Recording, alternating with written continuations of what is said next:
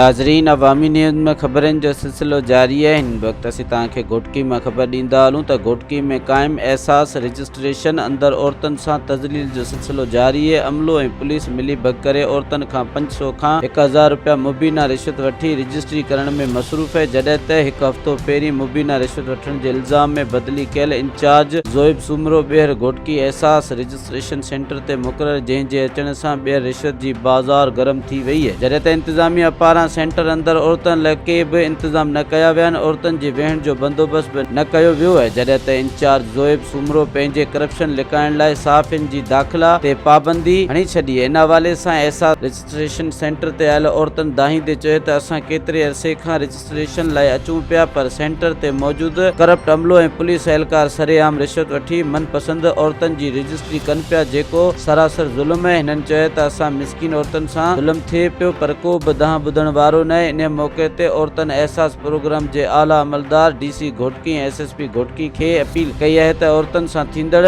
ज़ुल्म जो नोटिस वठी करप्ट इंचार्ज ज़ोइब सूमरो ऐं पुलिस एहलकारनि खे हटाए ईमानदार अमले खे मुक़रर करे इंसाफ कयो वञे। मज़ीद खबरों और तफसीलात के लिए विजिट करें हमारी वेबसाइट www.awamiNewsHD.com।